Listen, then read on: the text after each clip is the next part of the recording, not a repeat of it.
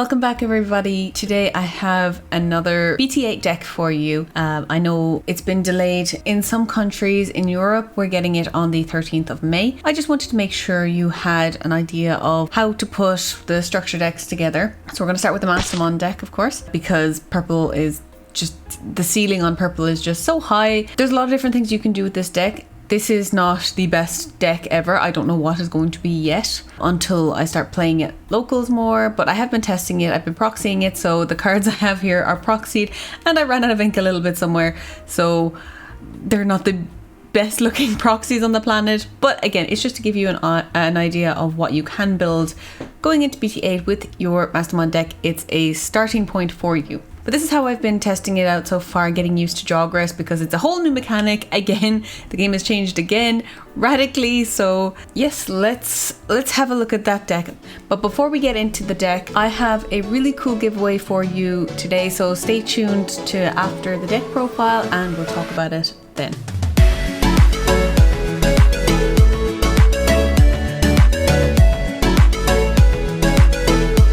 We're going to start off with our eggs. So probably one of the best eggs ever printed in purple, the Demimeramon, your draw trash, and then your Tsunomon, your if you trash you draw.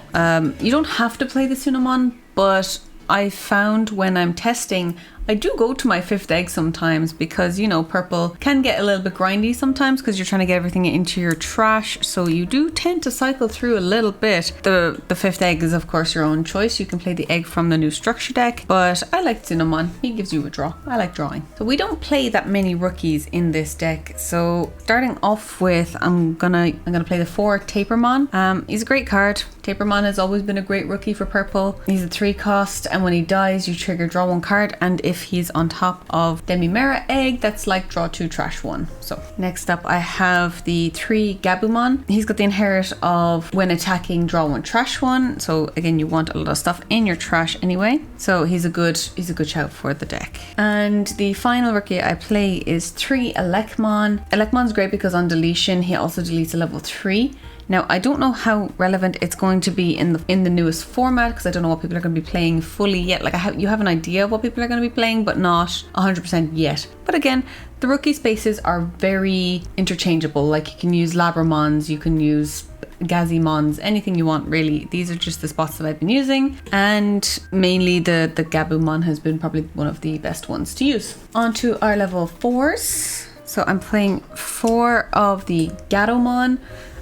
So this is the Gatomon from the structure deck, and oh my god, this card is absolutely cracked. Definitely your most important level 4 in the deck. So if you hard play her, you get to reveal the top 3 and add a purple Digimon and a yellow Digimon card. So that's super valuable already. You're getting your pieces in your hand. That's not all she does though. If you Digivolve an Archangel or a Fallen Angel on top of her, you can reduce the Digivolution cost by 2. So that covers your Lady Devimons, your Angelwomans, your Magnangemons, your Neo Devimons. All of those can Digivolve onto this Gatomon for pretty much 1. Finally, the inheritable effect, which is probably one of the most important effects of this Gatomon. At the end of the turn, it allows you to DNA Digivolve. With your DNA Digivolving, you'd usually have to do it on your turn, but what you can do is just say you have a yellow level 5 on top of this, playing a purple level 5 is going to pass over your turn. Grand, let it happen, because once you passed over your turn, it's technically the end of your turn. So now you can DNA Digivolve those 2 into your Mastemon and continue on your turn a little bit further. So that's why it's so valuable. Like this card is absolutely insane. You have to play it at 4. Then I'm playing 2 Wizardmon. The main reason I'm playing him, like he's a vanilla, but he's a dual colored.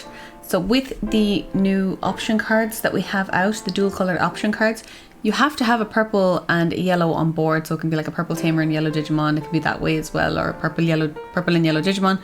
But if you have a Wizardmon on board, you're able to play your option cards without having to worry too much. So he's a pretty good for that reason alone, especially if you're building stacks. Then the last 2 slots I have for my level 4s are 1 Witchmon and 1 Kazemon. Again, this is just a base on how to play the deck. You could actually play 2 Kazemons or 2 Witchmons. Witchmon is a security Digimon, and when she comes out of security, she gets played straight onto the field, and then that allows you to add back a level 5 or lower Digimon from your trash to your hand. So she's good for that, and also because when she comes out, that triggers Mastemon as well, but we'll talk more about Mastemon in a minute. And then Kazimon is just good because she can digivolve on a tamer when maybe you need to go for game, and that could be your win con. Now on to the level 5s, probably the most important slots of the deck. I'm playing 3 of the Lady Devimon, the when digivolving draw 2, trash 2. She can obviously digivolve onto your Gatomon for a cost of 1, which is, oh my god, it's brilliant.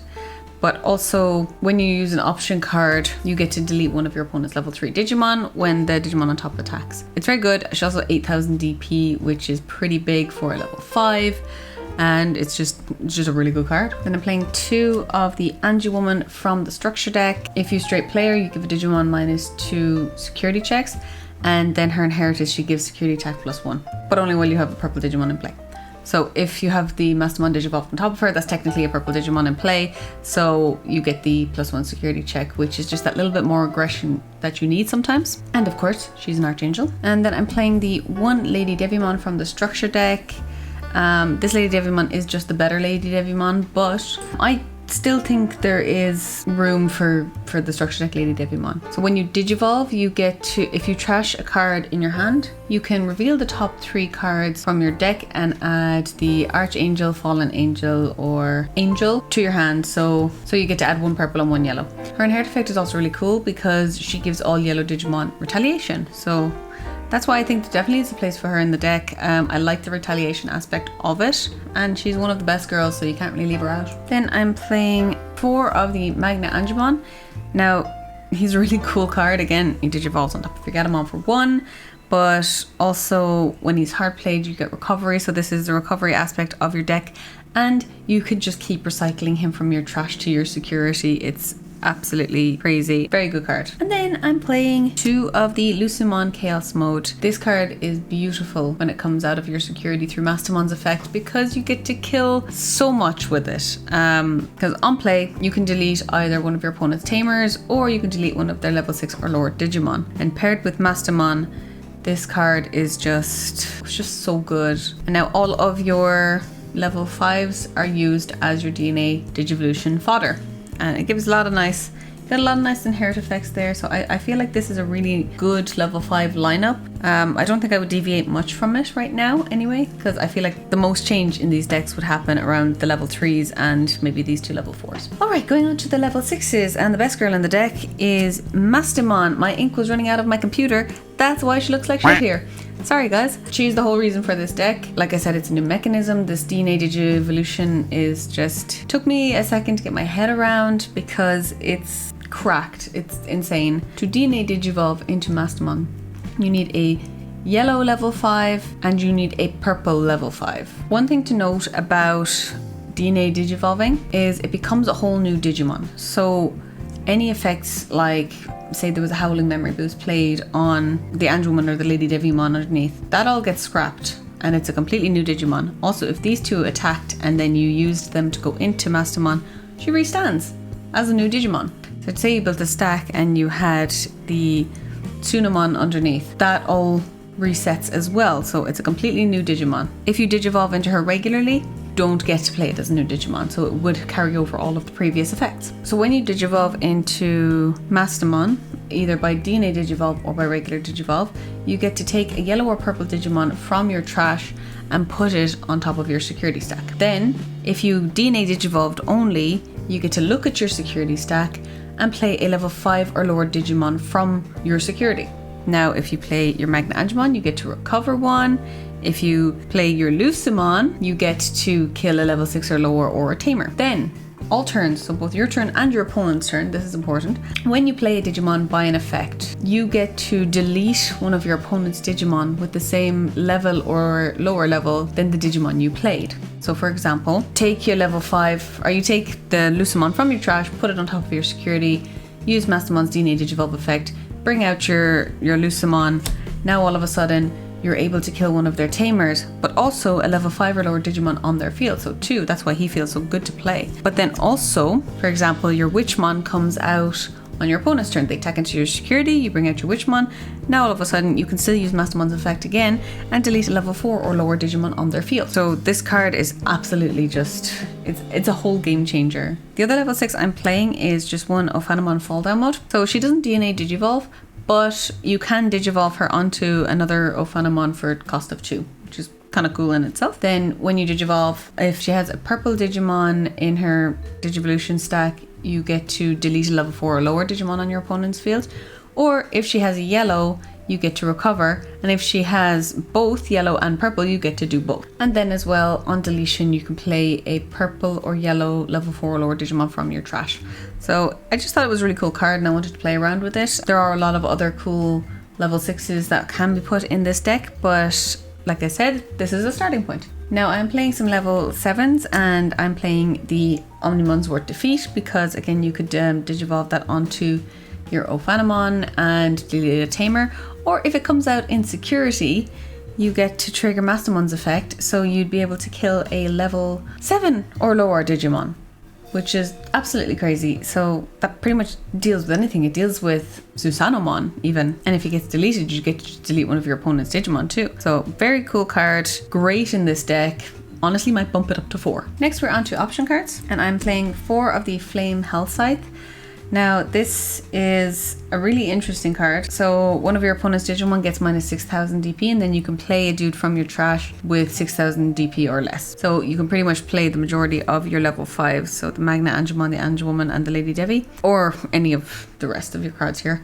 But also, when you activate this card, if you have a Mastemon on field, that also triggers Mastemon's effect because you were playing a Digimon by effect. Then I'm playing 3 of the Chaos Degrade.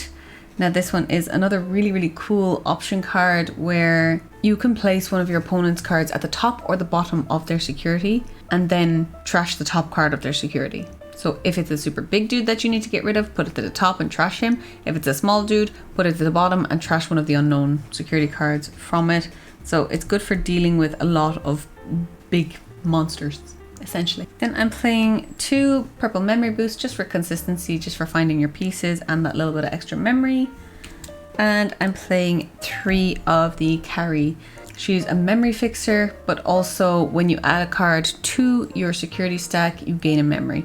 So once you play, if you play Magna Angemon and you have a Carry on field, instead of being a 7 cost, he's now a 6 cost. And I get the feeling that this is going to be played in every bloody security control deck from here on out. So that is our Mastemon deck profile. Play around with all you like, but it's kind of good to get a base of what to play for BT8. And as I'm testing it against the other structure deck that I have built and some of the other decks from BT8, I'm finding it's holding up quite well. Now again, I'll probably make some changes throughout the format, and I'm really excited to see what people are going to do with this deck. Here is your starting point. And of course, at the start of this video, I said we would be doing a giveaway.